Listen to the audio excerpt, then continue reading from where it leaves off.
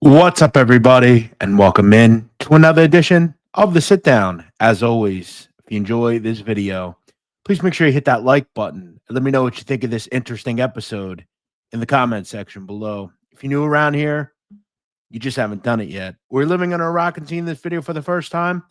I don't know what you're waiting for. Hit that subscribe button below now so you never miss another sit down video. If you're listening to us currently on iTunes or Spotify or any other podcast platform, welcome in.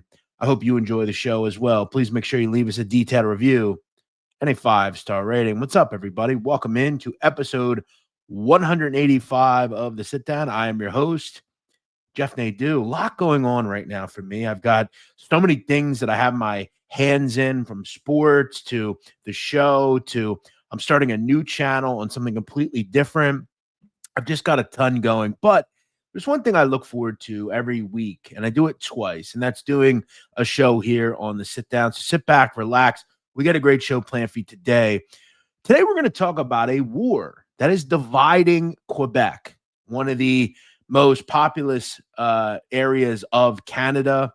Quebec features some of the biggest cities in really the eastern side of Canada, most notably places like Montreal, Quebec City. Obviously, Quebec City and Montreal's proximity to the United States, as well as its close proximity to Toronto, make it really just kind of the lifeblood of Eastern Canada. And for years, the organized crime group that has dominated Quebec has been the Hells Angels Motorcycle Club. We obviously remember, and I've talked about on this channel, a turf war between the Hells Angels from Quebec and the Rock Machine, which from the mid to late 90s until early 2000s was a war that involved citizens. I mean, over 160 people died in that, and that really had everything to do with the narcotics trade, right? And for years, even into the 2000s and as recently as 2010, the Hells Angels have had control, right? And they don't want to give up control. And they went to war with other clubs. They went to war with the Mafia, the Rizzuto Crime Family. They went to war with, street gangs. And right now in Canada, there is a war happening between the Hells Angels and a group called the BFM, the Blood Family Mafia. Who exactly is this group? And why are certain Hells Angels telling police that they're scared for their lives because of how evil and cartel-like the BFM is? We're going to talk about their leader, David Turmel, who is currently in the wind. I know a lot of people had something to say about Mr. Turmel in my community tab, but the truth of the matter is he's an evil and depraved individual, and he has a lot of power. What if I told you this was one of the most powerful people from a gangster standpoint in Canada right now? Would you believe me? Maybe not. Let's get into the war dividing Quebec right now. The Hells Angels and the Blood Family Mafia next on the Sit Down. Now, obviously, I want to talk about organized crime as a whole in Canada. One of the reasons we've seen so much violence over the years, and we still see violence over the years, a lot of people that follow the American Mafia in New York or Philadelphia or Chicago say, where's all the action? The Mafia can't hurt nobody anymore. And we know that they're really hamstrung and neutered on what they can do. The RICO Act destroyed the Mafia in this country. It's that simple. Without the RICO Act, you wouldn't have had the commission trial. You wouldn't have had all these indictments over the years. In Canada, there is no RICO Act. They're not as stringent on severe prison sentences like they are here. When you come to America and go to prison, that's the end of the road. Because if you're a high-ranking member of organized crime, they're going to throw you in USP Big Sandy or USP Hazleton or the ADX in Florence, and that's that. Game over, end of the road. In Canada, it's different. There's no RICO Act. And we have seen the government, we have seen police departments, we've seen state governments weaponize the RICO Act, and they use it against any type of organized crime there is. And people are skeptical in doing anything organized now because they're going to use RICO and they're going to prosecute you to the highest extent of the law. In Canada, they don't have it. And they have bowed to organized crime groups and let them work in unison for decades. We remember back in the day, 40s, 50s, 60s. Guess where the Bonanno crime family, Lucchese crime family, all these families got narcotics? Montreal, Catroni crime family. There's a huge Italian group up in Canada, and they've been there for years. But let's talk about the street tax, because the Hells Angels have had it for years. If you were a drug organization and operating in Quebec, whether it's rural or urban, whether it's Quebec City, whether it's Montreal, doesn't matter. You pay a street tax. Certain groups have went against that over the years, and recently, this is the war that's happened. A lot of these young street gangs, okay, whether it's French Canadian, whether it's Haitian, they're saying enough. So if, let's say, you're from Sauvigny, which is a town in Quebec, and you're a drug trafficker there, why are you paying 10%? Well, who am I paying that to? Old Hells Angels? I'm not doing that no more. And what these guys are doing is all banding together. And when we talk about the Blood Family Mafia, this is a group that really became active in the 2000s. Back in the day, they were called the Blood Mafia family. Now they're called the Blood Family Mafia. And they operate mainly in the St. Lawrence River Valley. So notice this river between Quebec City and Lévis. That's the St. Lawrence River. And that extends down into Montreal as well. And this extends north too, up into Quebec, into northern Quebec. So this whole valley has been dominated by the Hells Angels. And now this group from Quebec City, this young group of guys, mostly French Canadian. And what's interesting is this is a music video from an artist called Misery. This is for a song called Grenade. And it's alleged that most of the people in this video are BFM. Now, notice the individual on the far left. He has a black and white tracksuit jacket on, white guy with bling, gold on. That is David Turmel. And when you talk about the BFM, you have to talk about David Turmel. He is the reputed leader of BFM. So let's talk about Turmel. Turmel was born May 3rd, 1996 in Lévis, which is just across the St. Lawrence River from Quebec City. Its proximity to Quebec City, and it's actually a quite large area. And for David Turmel, who has been pretty violent his whole life, this was kind of a home for him. Now, Turmel is a pretty violent guy. In fact, in 2014, at the age of 18, he used something sharp on two people outside of a bar, ended up getting 3 years for that. Now, in prison, this is where he gained his nickname.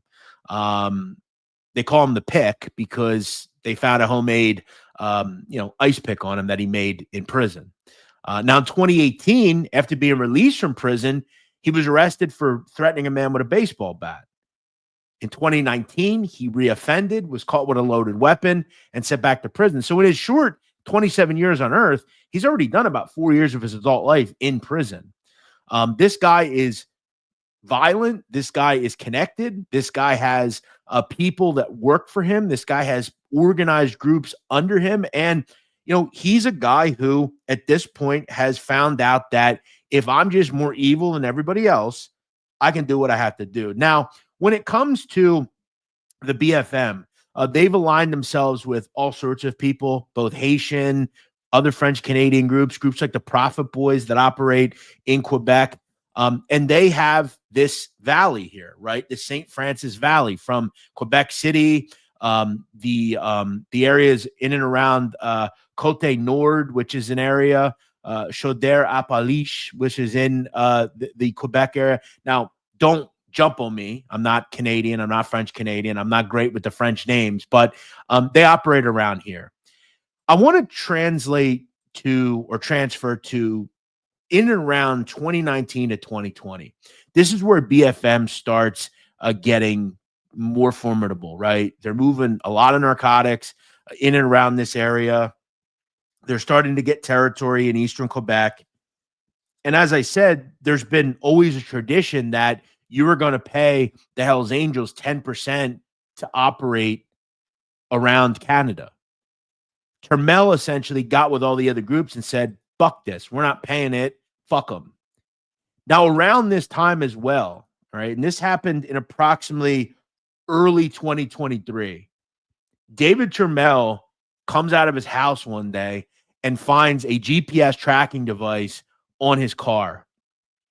He's furious, and he believes that Matteo Pelletier puts it on his car. Matteo Pelletier is a high-ranking member of the Hells Angels. He wants Pelletier's head. It's been instructed that people from BFM went to Pelletier's home and targets it with gunfire. Also, another person called Michael Guerin is assassinated in his home.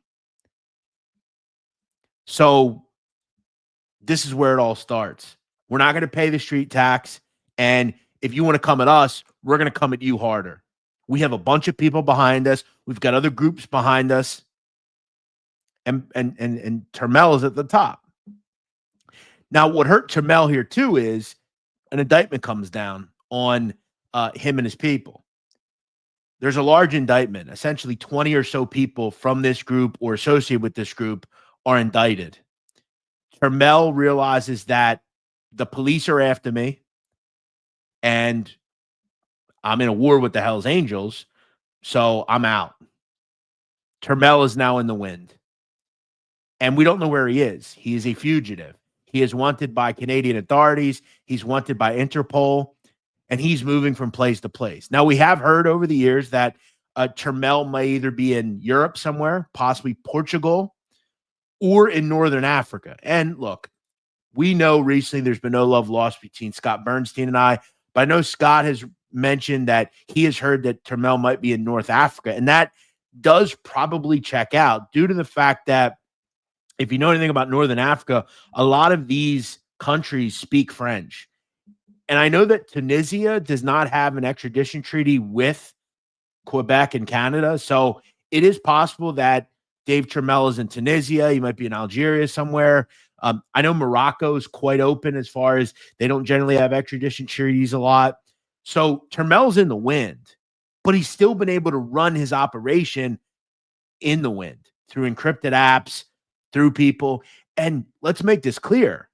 The Hells Angels have tried to broker with David Turmel. They don't want a war. They're not stupid. They don't want a war with Turmel.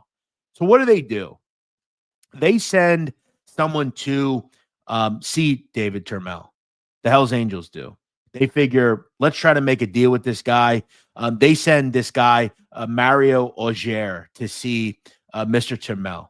And they offer up a bunch of stuff. They say, look, you've not paid this street tax. You want to operate in certain areas, fine. For instance, one of the areas that Turmel and BFM operate in is Charlesbourg, which is an area of Quebec City. So Auger goes to see Dave Turmel, and the Hells Angels say, okay, look, we don't want a war, so here's what we're going to do. We'll give you Charlesbourg, and we'll give you Lévis, which is where David Turmel is from.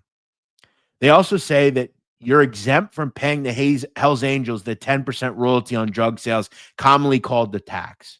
So they don't have to pay that. And the Hells Angels agree to forget about the alleged theft of 28 kilos of white powder worth approximately $1.5 million. Now, keep in mind, it's alleged that Turmel and the BFM stole 28 kilos from the Hells Angels. They're going to forget that. So all this stuff is brought to David Turmel in exile. And guess what he says? Fuck that. Go home. I'm not interested. So Turmel is standing on his laurels. This guy is showing that he doesn't give a shit. He doesn't care about. He wants what he wants, and he's not doing shit. He's going to operate where he wants to operate. And, you know, this is where I think this gets sticky for David Turmel, because we've seen a bunch of David Turmels over the years. Remember Carmine Galanti? Remember some of these people in the mafia that want to opt Joey Gallo? You want to operate on your own and you want to say, fuck you. Frank Matthews, a lot of people believe he was whacked by the Genovese crime family because he did not want to get aligned with the mafia. Now, the Hells Angels are a very formidable group. They have been for decades in Quebec. They are the organized crime group in Quebec. But are times changing? Is David Turmel just too difficult to deal with? I want to talk a little bit about some of the out in the open things that Turmel and his people were doing. Now, various properties, shops, businesses, and other buildings belonging to the Hells Angels have been directly set on fire. Warehouses with Hells Angels as tenants have went up in flames. A massage parlor belonging to the Hells Angels was set on fire. A strip club in Quebec was engulfed in flames. They're taking hostages. It's been pretty wild. And this BFM have no problem doing what they have to do to get what they want. Check this out. And they're also doing things that like most organized crime groups haven't done. Now, the Hells Angels had multiple people kidnapped by BFM. People have been murdered over all this. Throw in the fact that it's been talked about that the Hells Angels have taken a lot of damage in this, like a lot of businesses and structures being lit on fire, packages being stolen. And we've seen BFM operate essentially like a drug cartel, filming torture sessions, instructing people to say that the reason they're in this predicament is that the Hells Angels put them in it. Like, from what I understand, BFM's operating like a large-scale cartel where, like, they're pushing out propaganda and saying, this is what happens when you fuck us. This is what happens when you don't get in line with us. This is what happens if you're selling narcotics and we tell you to stop and you don't. This is what's going to happen to you. We've not seen this in Canada and the United States. We've never seen the mafia put an execution tape or a torture tape out. We haven't seen that. That doesn't happen. That happens in Syria with groups like terrorist groups, and that happens in Mexico, Brazil, Ecuador, places like that. We haven't seen this happen. And I think what we're starting to find is, and I always relate stuff back to television sometimes. In The Wire, Stringer Bell and Avon and Prop Joe operated on a certain level, and then Marlowe comes in and just starts doing what he has to do and just whacking people. And it's like, we've never seen nothing like this. And I think the Hells Angels realize we, A, don't want to go to a war, and B, maybe we took David Turmel a little bit too lightly because they have found out that he's a pretty evil guy.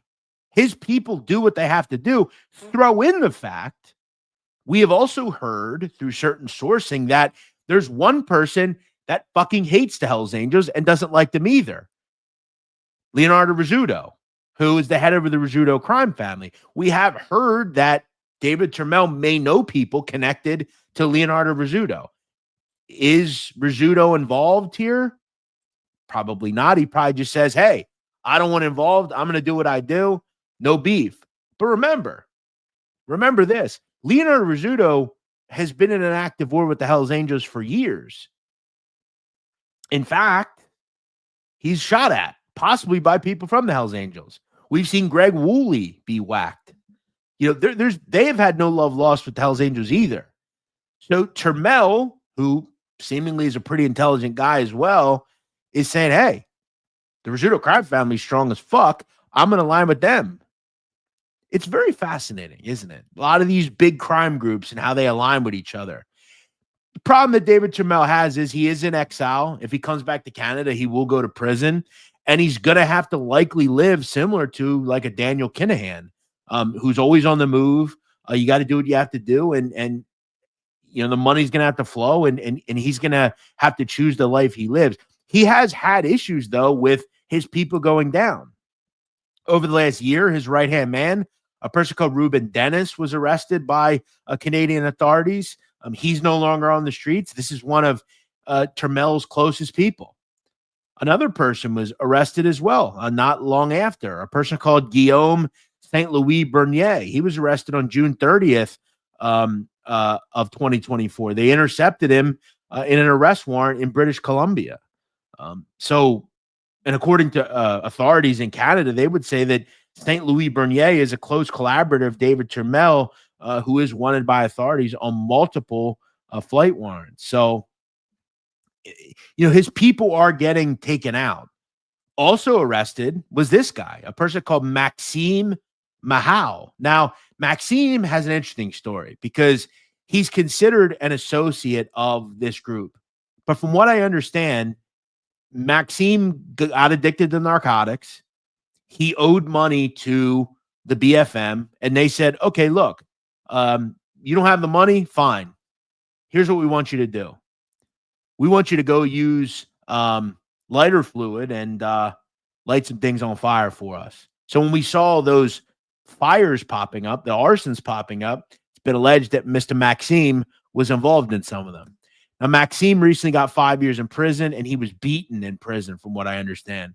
There have been multiple reports saying that he's been beaten inside prison. And you got to feel bad for the kid. He had, taken up some money, he got on the right path, and then got back into narcotics. And, now he's kind of in a bad predicament for himself because he's in prison. And from what I understand, he was sentenced back on July 17th, 2024. They send him to prison, and days after he is sentenced, he was beaten up. And according to police, on July 24th, 2024, he was beaten so severely that prison guards had trouble identifying who he was.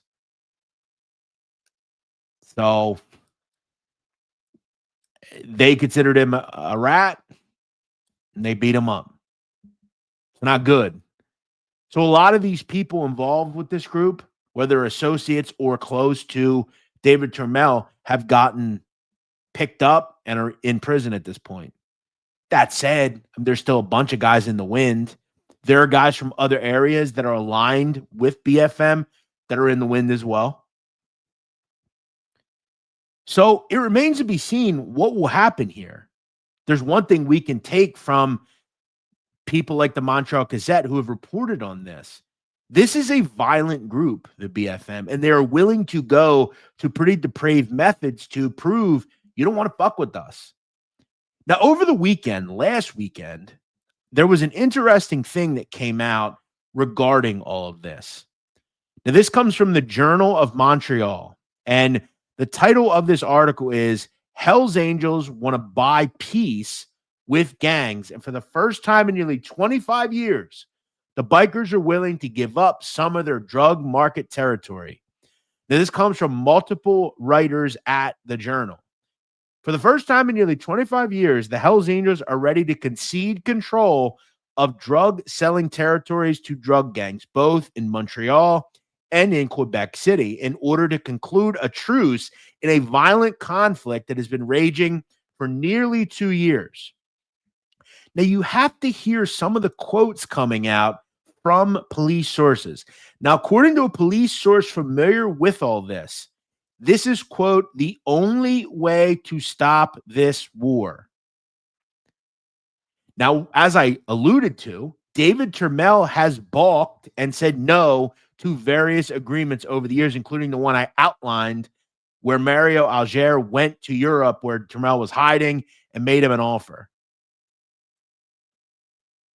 saying, essentially laughing in his face and admitting to Alger, quote, leave immediately unless you want to end up in pieces.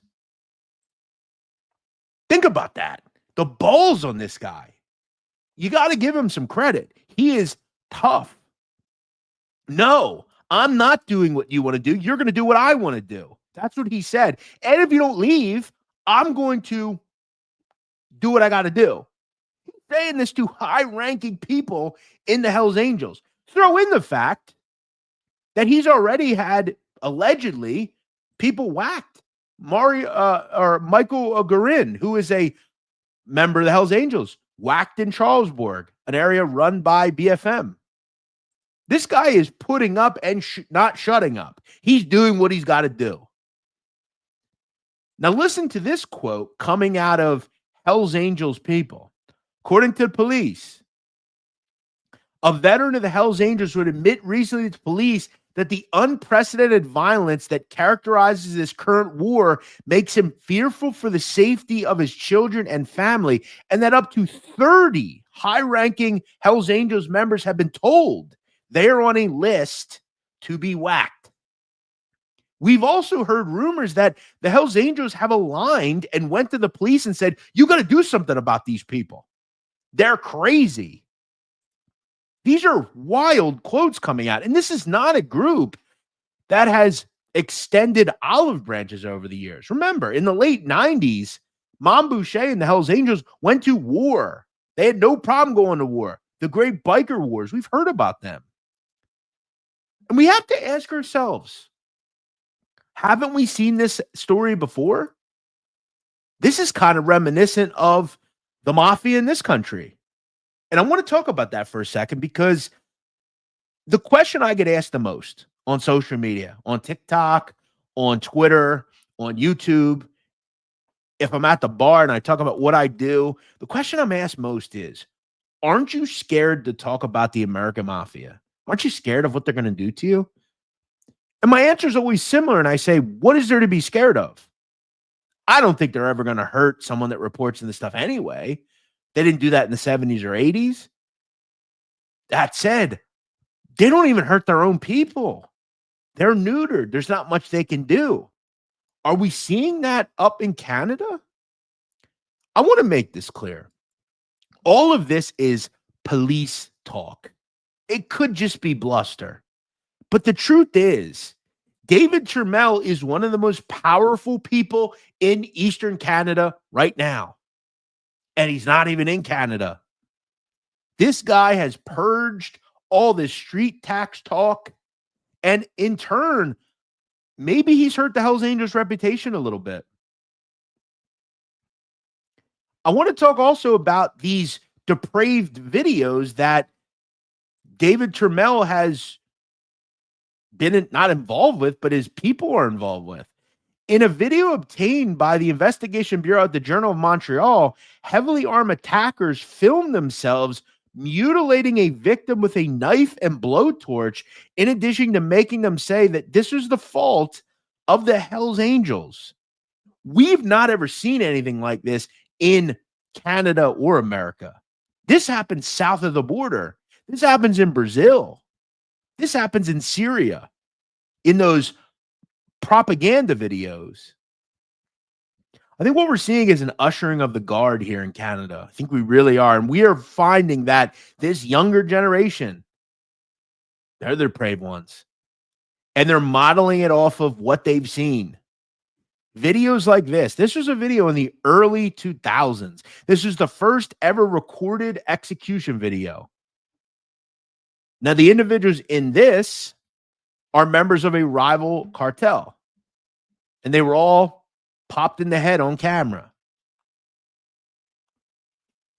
What this does is it instills fear in these areas. If you're involved in organized crime and you fuck us, this could happen to you. And to all you people in these big groups that want to come and make demands to me, not me, but to him, no, fuck off. I'm not interested. Will the war continue? Is this a truce? Has a truce been made? My guess is no. I don't think David Turmel has interest in truces. David Turmel is a gangster in no two ways about it. And I know a lot of people will sit in comment sections and they'll make fun of the guy. I've done this too long. You never judge a book by its cover, ever. And if you do, you could have trouble with it. That's one thing I'll never do, is disrespect these people. Because I wouldn't do that. They're too tough people to do that. David Turmel is a psycho. I don't believe he would have any problem doing what he's got to do. And this, again, is so not normal, because in this country, with the mafia, you don't have to worry about this. And we've kind of forgotten about these real gangsters. Yeah, there's a couple of old guys in the mafia that are still tough, but they can't do anything about it. They're not going to order hits on people. Doesn't happen anymore. He ain't even ordering them. He's just doing them. That's as far as we know. This guy right here is one of the most powerful people right now in all of Canada. That's the show for today. We'll follow this. We'll see if it continues. It is a fascinating world, Canada. And no RICO Act is the reason for it. They have bowed to these people and said, do what you got to do. Do what you got to do. And we've seen over the last year and a half, 2 years, Quebec has turned into, a bit of a shit show. Areas like this, this area. It's and remember too, I mean, there's so many rural suburb type areas in these places. The drug trade has hurt these places. There's a lot of indigenous communities in Canada. You got to get the powder from somewhere. And I think the changing of the guard is slowly happening. We'll see if it persists. We'll see if it gets worse or gets better. Either way, if you're an organized crime member in Canada, you're pretty much doing what you're able to do and thriving. You just got to worry about the ops at all times. But Turmel don't live in Canada, so we don't have to worry about it right now. But he'll always be on the run. I think he's one of the more fascinating people right now in organized crime. Let's see what happens next. I hope you enjoyed this video. I hope you enjoyed this podcast. If you're listening through your ears, thanks everybody for showing love. What do you think of this situation? Let me know in the comments below. Yeah, that's that. We'll see you all next week here on the Sit Down.